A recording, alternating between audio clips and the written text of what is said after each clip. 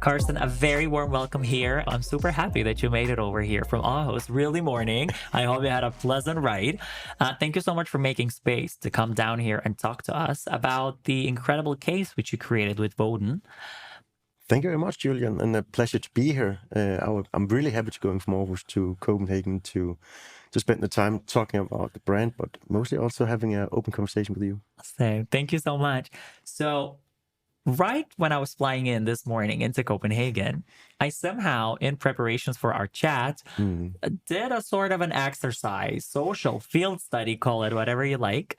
And I was trying to spy every person wearing your shoes when I landed at the airport. To be very honest, I stopped counting and I would say pair 46 or 47. Seriously? Because, you know, there's a very long way from where you land on that apron position into going to the baggage claim. So I have to say there was like a lot of people wearing it. And what really impressed me is that it was a very diverse clientele of people. Yeah. So I was seeing ladies in their like probably 20s and 30s, ladies very fashionable, probably in their 40s, a couple of guys, then a lot of kids. I was like, okay, we're going to talk a lot about the fashionability aspect also and the comfort aspect, but you somehow managed to define both these aspects for you as your core value and brand DNA. How did you came up with the idea to start a shoe brand? And was it always essential to have equally the comfort as your brand DNA as the fashionability aspect? It's a massive question, Julian, and I can talk for hours about it. But there's no doubt when I decided to start Woden, it was very important for me to have a clear DNA. I didn't want to make another shoe brand. I wanted to make a shoe brand that's based on values. And specifically, when you start to do sneakers, then all the sneaker brands you're trying to compete with, they have either a long history, or mostly they have a long history. So you go into the history books, they find an old sneaker and like, oh, we're going to relaunch this specific sneaker and we're going to do some hype around it, and then it's going to be a massive trend. Very much dominated by a lot of big brands. So if I want to enter this market for making sneakers, first of all, then I need to be very specific about my target audience. And when you talk about target audience, you can't really be specific about age. It's just a feeling, right? That's the starting point. Because normally, I remember in the old days, we were always like, oh, then you're like between 10 and 20, you're 20 and 30. For me, it's not a question. It's about how you're feeling. So when starting the brand was more specifically about, we wanted to be a ladies brand specifically. We wanted to be a brand who's not dealing with teenagers, because we think teenagers segment is very much dominated by the bigger brands who's dominating the market. So we want to take the consumer who's more aware. And then it had to be something that meant something to me. And that's the reason why we're talking about, I won't mention the sustainability because I think it's a big word to use in the fashion industry, but we wanted to push the barriers for making sneakers, shoes more green than what you normally see. So a greener footstep. I believe it's quite challenging when you start a brand in 2013, when you launched Woden, to be a pioneer when it comes to being entirely green, entirely sustainable. How hard for you was it to find producers, manufacturers, to source materials, to source, products which can be worked into your designs and are entirely sustainable? Julian, it's a massive subject. And to be fair, when I'm looking into sustainability as an area within the fashion industry, we stand for about 8% of the total CO2 release in our industry. And going out and saying now we are a green brand is impossible. And the main reason is actually that there's no one who's going out to buy a pair of sneakers or clothing because it's green or sustainable. And what is sustainability? That's also a big question. And the second part is that I believe that the shoes we're doing are approximately 20 to 25% more expensive compared to if I left out the green initiatives that we're working on. So even though we're not a green brand, but we have put in initiatives like fish leather, cork, reusable rubber, and so forward, then it makes the shoe, the cost price more expensive. And that's the reason why if I just look selfish into this and want to make a profit, I'll just take the 20% as a growth income instead of working on sustainability. But having my own brand allowed me to work on values. So there's no one who's deciding for me that I should take it out. If I had any shareholders who would go and say, hey, now we need to make profit, it would be easy to make profit that way. So I do believe that if you need to work with sustainability, it needs to be value driven, and it also needs to be a mindset from the shareholders or for the owners. Fair enough. Departing in 2013 as a founder, basically, and fast forwarding to today, how big is the brand now? How has been the growth curve? How many retailers are you dealing with? Give us a tiny bit of a context just to get an idea of the scope and the size of the brand and the business now. Woden is today sold in more than 15 countries, where we are specifically represented with a sales setup in different ways. 75% of the sales is actually export, so we are not dominating only in Scandinavia. We are also very good in export, especially Benelux, DACH region, but also UK, US is actually very interesting and challenging, but that's a story on its own. I think in total we are selling maybe 400,000 pairs of shoes a year, so we are not a small candy business anymore. We are become settled in the market. We've had a really nice growth. The last couple of years have been a bit of a time where we had to stabilize, and now we're stepping into the next phase where we feel like, okay, now we're ready to take the next journey to step up again. What would be your next step when we're talking about stepping up and scaling up the business further on? You're currently at 400,000 units, 400,000 pairs, obviously, a year. Where would you want to be, let's say, end of 2026? Do you have a growth pace which you, communicate with your company, with your colleagues, with your team? If you asked me 3 years ago, I would just put a straight line up and say, this is where I want to be. Yeah. But I think what has been becoming more important for me is I don't want to develop a brand just because of the growth. I want to develop a brand because it means something. And I think I know it's big words, but I started to hear myself saying to staff members and also to my family, I want a brand that exists the day I'm not here anymore. I want something that means something. So it's not just another shoe on the shelf, but it's something that means something. How big is your team at the moment? How many people work for Woden? We are, in the old days, I just counted how many tables we had. It's getting more challenging, but I think when we gather everyone, we're about 35 people, divided into different markets and also headquarters. But we have our own logistics. We own a fish tannery in Iceland, but that's also a story on its own, and so forth. So about 35. You've recently launched a North Sea collection, which features a selection of incredible materials, obviously dedicated onto your heritage. Yeah. How did you come up with the idea, and why did you believe that it's going to have the incredible success which it actually has? Yeah.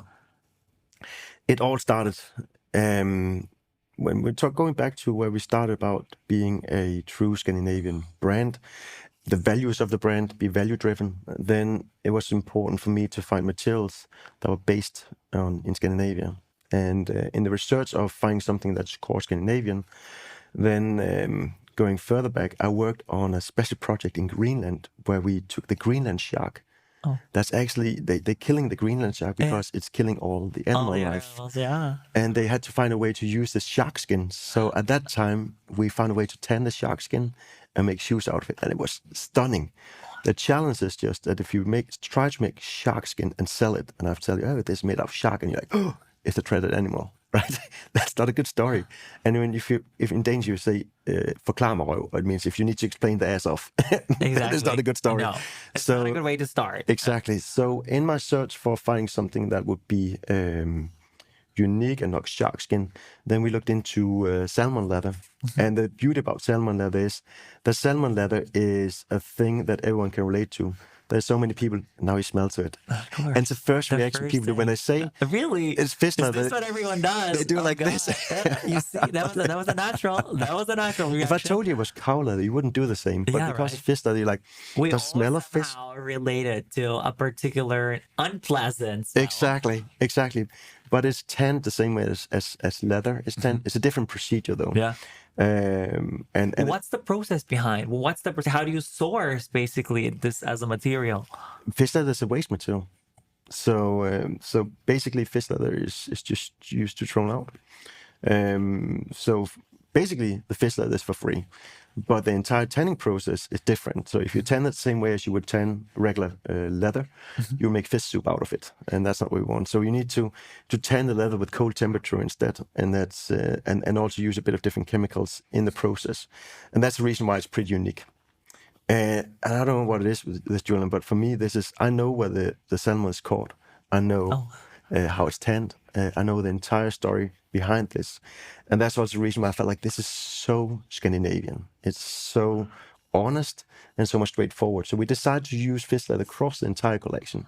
We didn't want to make there's so many brands who's doing like a CIFF collection and then, look how sustainable we are. Like, you're doing 10 million pairs of shoes and then you make 100 shoes and then... yeah, right. So I wanted to do it honest. And therefore we integrated the fish leather across the entire collection on all shoes. The challenge though was that once we developed fish leather, included in the entire collection, the fish tannery went bankrupt. So I was suddenly standing with a fantastic story, fantastic product, a really start to end unique story.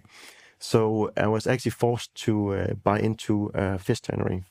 And there was a local guy who went down and said, I want to buy this, but I'm only going to buy this if you're going to be a shareholder.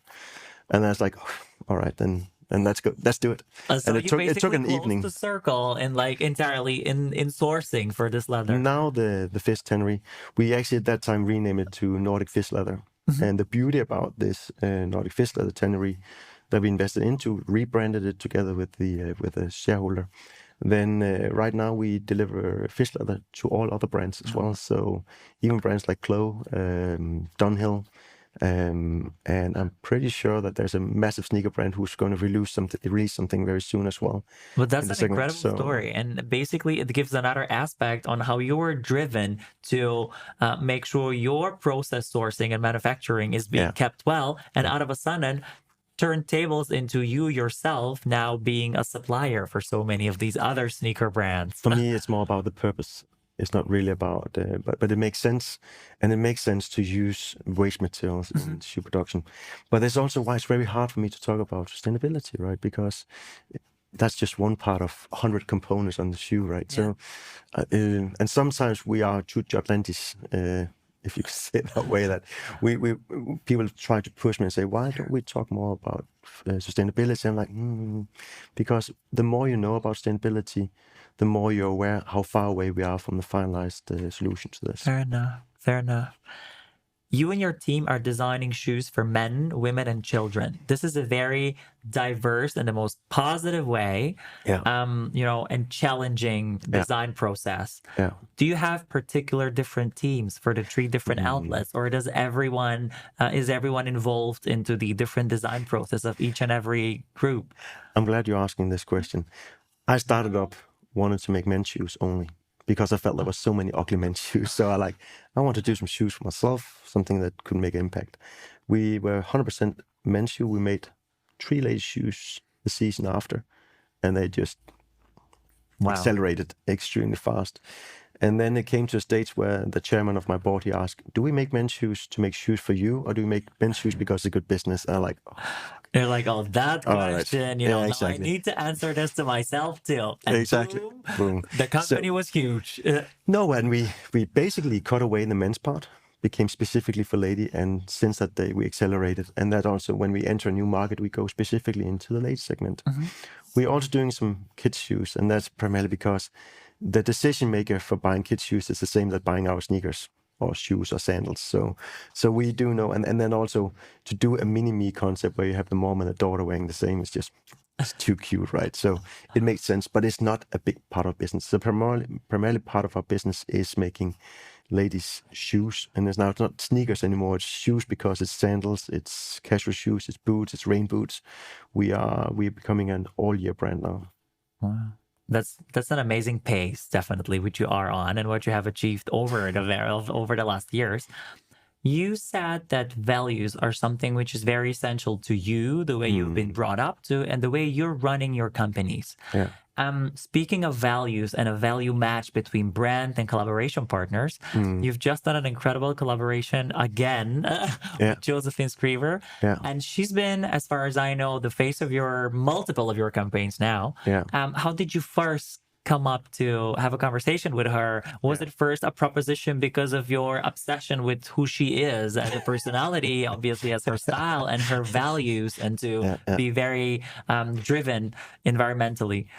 We started up a session internally in the company about if we want to put an ambassador, because as you said, you saw our shoes, but we're also probably the most known brand because not many people know the brand. But we felt like, okay, if we want to put an ambassador on top, who should it be? And straight away, the entire team, Josephine Skriver, she's like a unicorn from Denmark. She's having a global career. They know her abroad, so and with a broad audience. So she was like the ideal person, and we were like, no, she's unreachable. So and then it came to a stage, I think it's like 2 years or 3 years ago, and suddenly my marketing manager, she called me and said, I got a message from Josephine. I was like, oh, did I text her? Did I do anything? I started to forget that. And she actually reached out to us in a way where she asked, okay, I've been working with, I would like to present something that's Danish and something that's value driven. Like, oh my God. Oh, wow. You see, that was a match made in heaven, definitely. It was. And then we decided she should come to Aarhus to meet us at headquarters. And she came, I think, the day before Christmas. And we had an entire day. And it was a day like this, Julian, we were just sitting across each other and talking about values and talking about everything. And at that stage, talking about being value driven, she is purely value driven. She's not presenting a brand just because the purpose of it or because of the money. She's doing it because it means something. And especially when we start to talk about sustainability, we start to talk about values, we talk about brand positioning and so forth. And she had some clear opinion about my brand as well. Yeah. And she was straightforward regarding this. And it was just, I remember going home, I felt like, it's just like talking to a sister for a few hours, for a day. And it just felt right. So we've been working with her for more than a year, both in terms of collections and also in terms of having her as our face for the brand. And at that was the same time as we had another brand called Shoe the Bear, and we had Woden, and then we decided to merge everything to one brand, and then we want to use Josephine. So today we're doing everything from high heels to sneakers, because we took Shoe the Bear as a part of Woden today. And that was nice to have an ambassador who's going on the red carpet, of course, who's also doing hiking, and who also have a daughter. So we have the mini-me concept. Oh, so wow. It was bit of the so it's a very holistic and circular idea of wearing the brand and presenting it in a whole different context. But as I was telling you, I could see the brand in so many different contexts and so many different people wearing it, be it at the airport or anywhere else. So it was also interesting for me to ask you about the challenge in design. How easy is it to adapt concepts? Are there like internal conversations and fights? It's like, are we gonna go with this or that? Julian, it's not a challenge for me to make products. That's my passion. When I wake up in the morning, my thoughts are straight away about how can we optimize products. But I do think sometimes that the challenge is to get it over the next step, get it into the market and create a hype around this. And when I started the brand and talked about sustainability, Veja was even not started yet. They started maybe a year after or thereabout. But they managed to do a nice marketing blowout and it became a hype, and they were really good at executing on that. And I still stayed with my last and was working on how to make the next shoe and the next shoe and the next shoe. And that's, to be fair, that's the biggest challenge we had as a company. It's not to make the new product. Because if you see the range we are presenting, we got a kick-ass collection. And I'm saying that really very comfortable.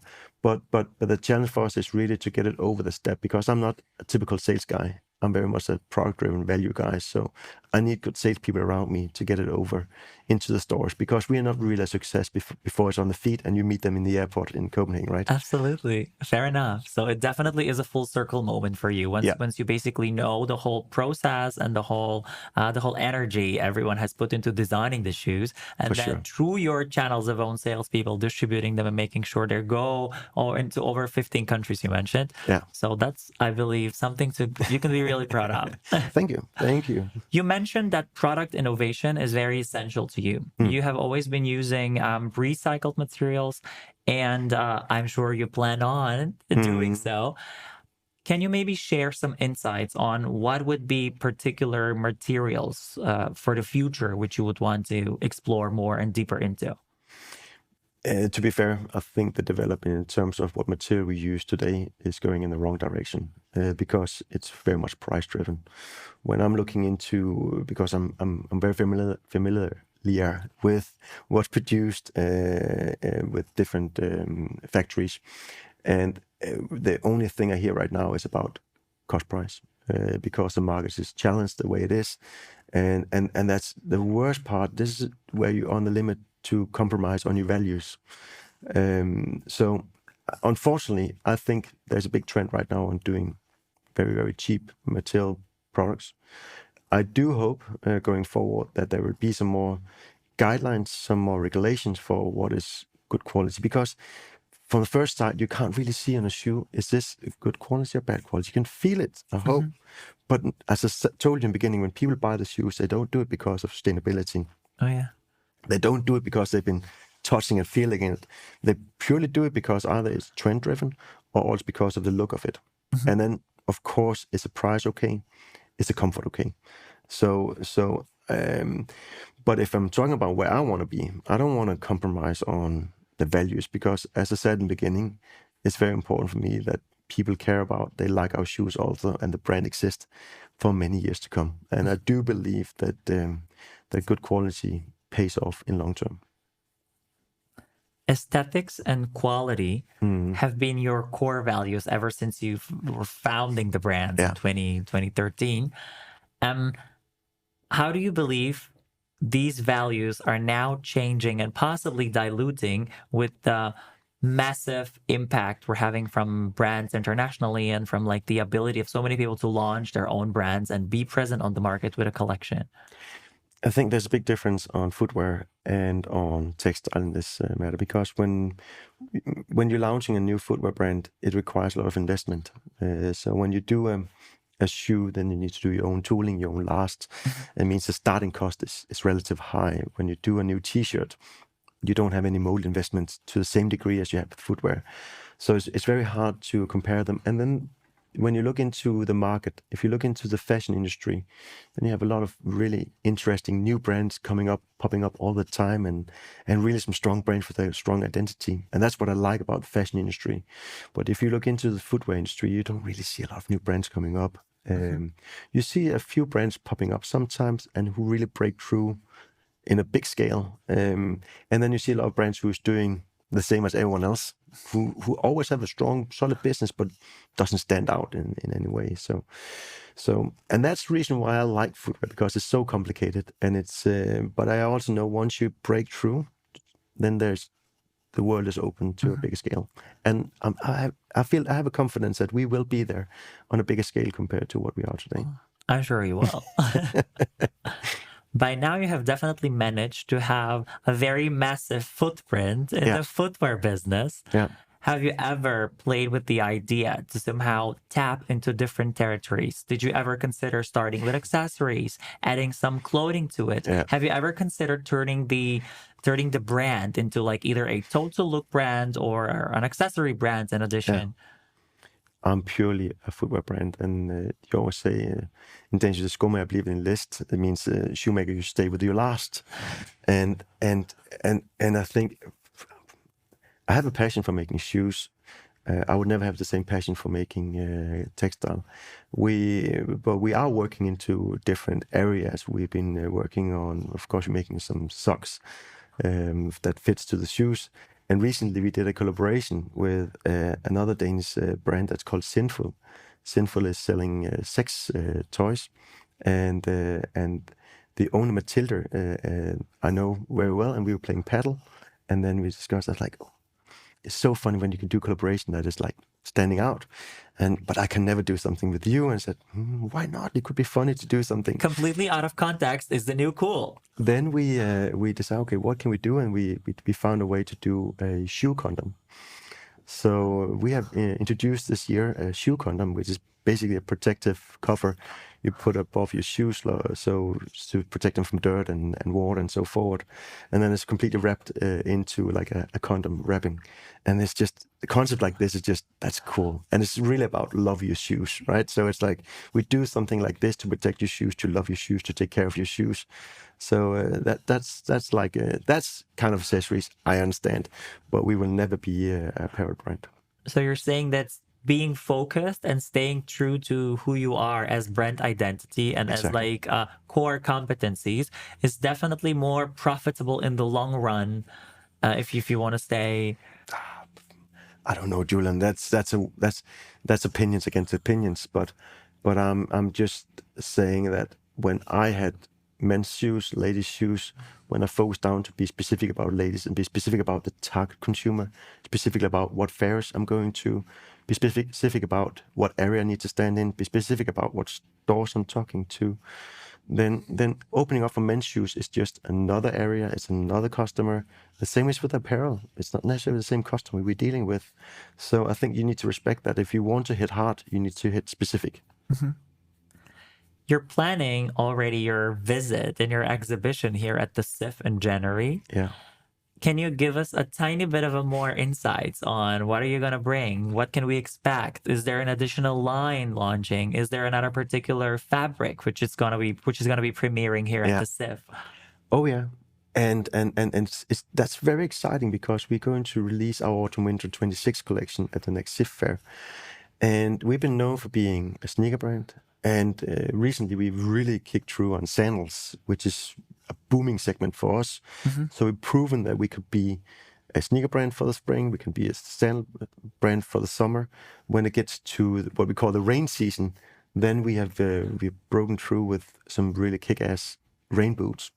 And then this season we released a few boots, and they just completely exploded because we've given them the lightweight, the flexibility, but the stylish look from what we had with Shoe the Bear, and also more dress orientated, but with all this comfort.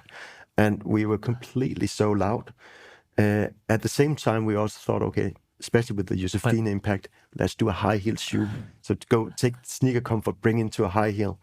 And that also been extraordinarily well received. So we were excited about it, but we were over surprised about the reaction we had.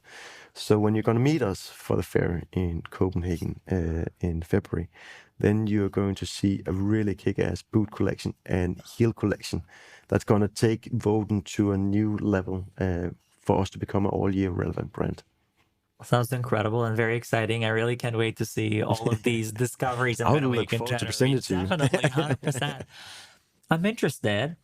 Do you ever go and have like a very hidden conversation with a lady or a guy wearing your shoes where you ask them about like, oh, what are these shoes you're wearing? Where did you get them? Are they nice? Are they comfortable? Did you ever do any of these? Like, I do it all the time.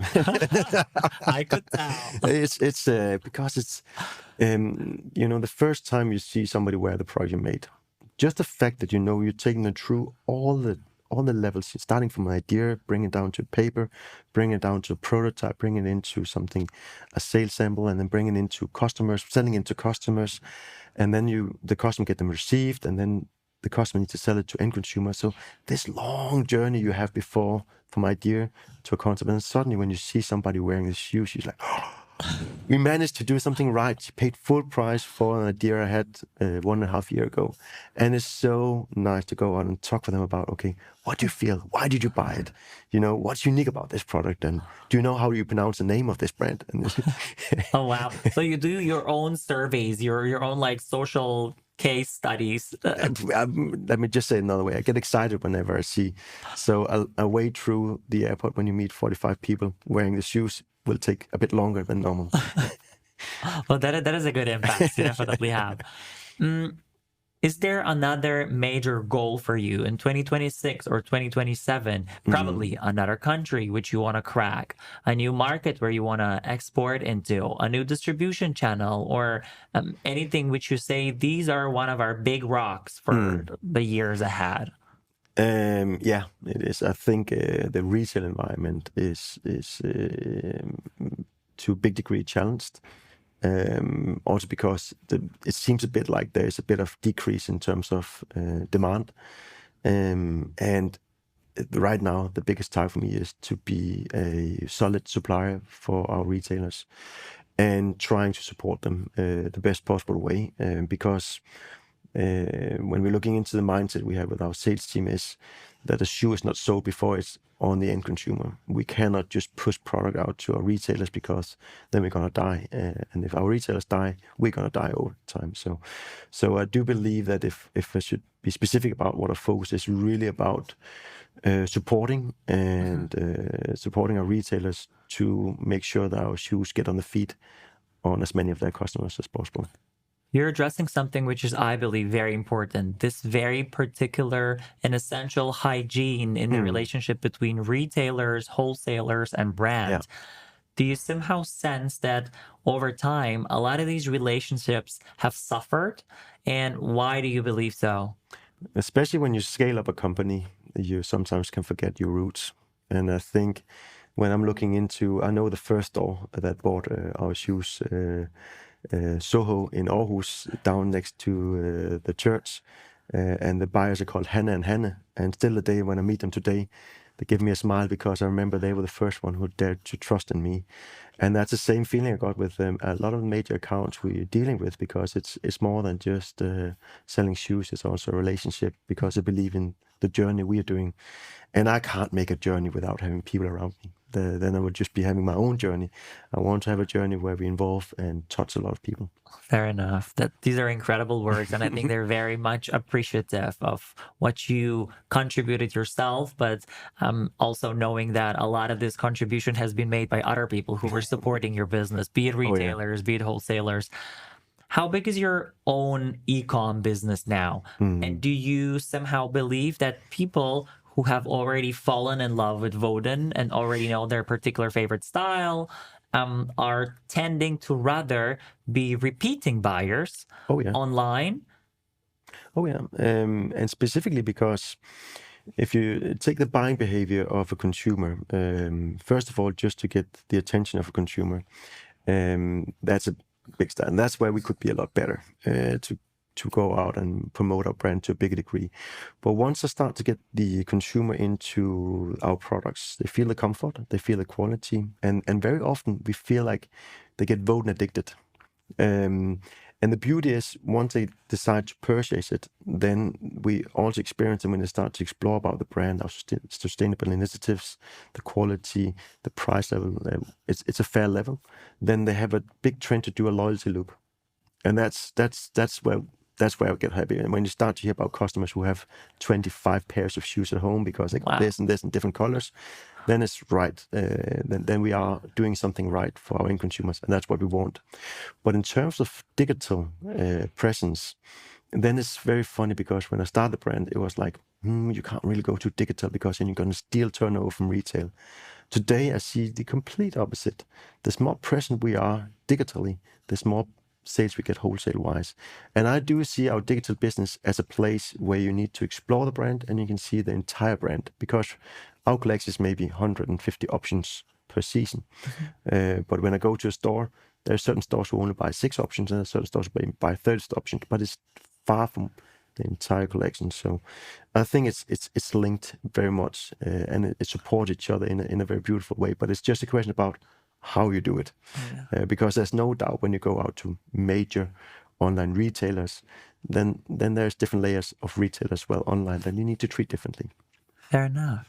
You've mentioned that the digital presence is getting more and more and more essential, which we obviously all know, but you're also someone who believes very much in the physical presence of you as a brand at trade shows. How important for you is it to always be present at the CIFF? CIFF is special for me because when I started in 2013, half a year later with the first collection, I was having a stand at CIFF, and I've been here ever since. And I remember the first fair, meeting the first customers, and until the day today. I believe CIFF is our home ground. It is, it's like playing away and home. And when we are at CIFF, it's our home ground. And this is where we proudly present to our international buyers who we are, because I believe the values of CIFF is so similar to what we are as our brand. Do you believe that a lot of this international exposure which you got, a lot of these international purchases which you generated over the years actually came from first touch points which you generated with buyers and distributors here at the CIFF? There's no doubt that there are a lot of connections that have been created here that are related to more connections to different areas. So it's been a strong base for us, but today, of course, we also represented at a lot of other fairs to broaden our international presence even more. But as I told you, this is our home ground. This is our home field. This is where it started. This is the core. And it's also important for me that the way that we're seen at CIFF need to be a way where like people can see it. I don't think that international buyers, they come here to see global brands. They come to see the core, and therefore I'm proud to show the values of our brand at a place like CIFF. And we got a nice position, and we got we start to see our customers. They come back, and they also bring other customers with them to our stand, and that's the beauty about it.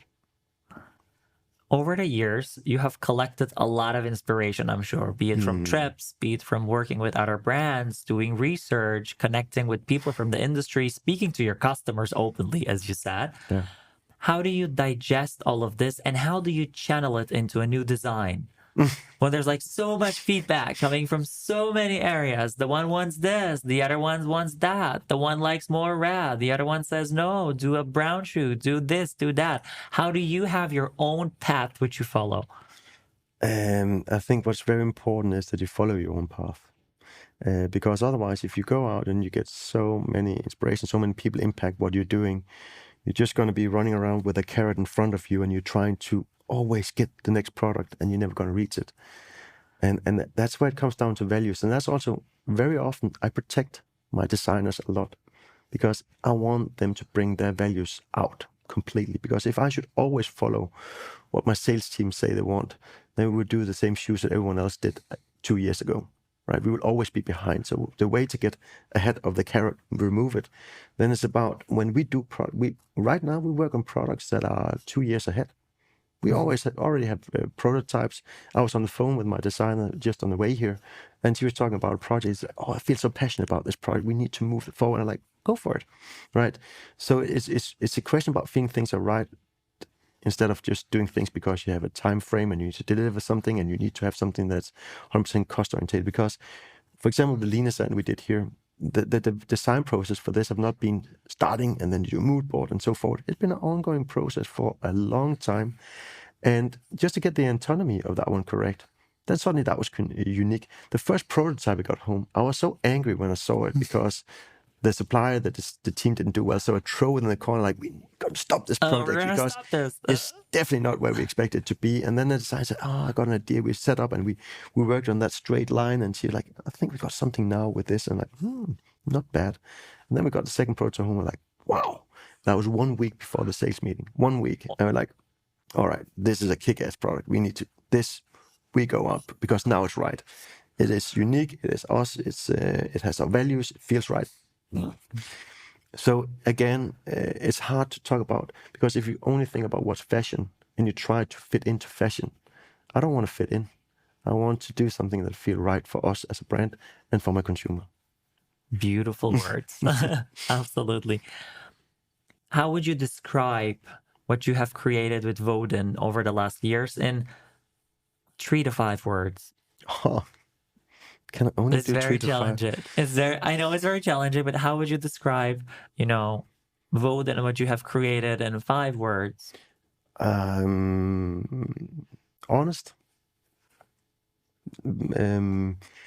I feel like we are far from the full potential. Mm-hmm.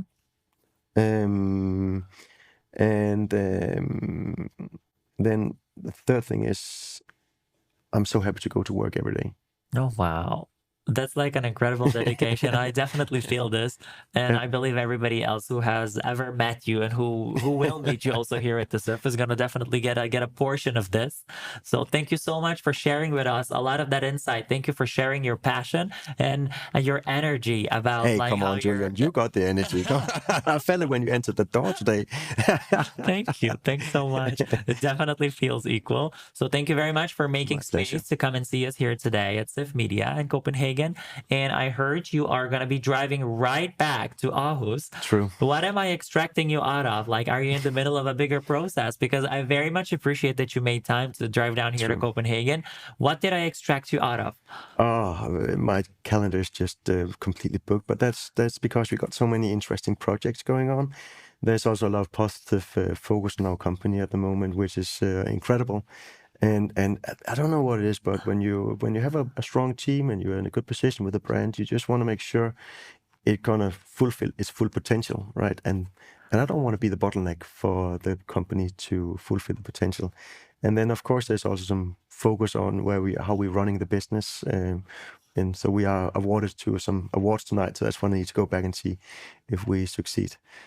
So yeah, that's a part of today. But trust me, I have a pretty full calendar all year round. Wow. I'll definitely keep my fingers crossed, not just for the award, but for all the other millions of projects which you have on your desk to be channeling into success. And I truly very much believe that's going to be the case because you've already proven it. Thank you so much again for joining us today. And thank you for see you in January at the CIFF. And thank you for putting attention to us, Julian. It's My a big pleasure. Absolutely. Thank you so much. Thank you. Thanks.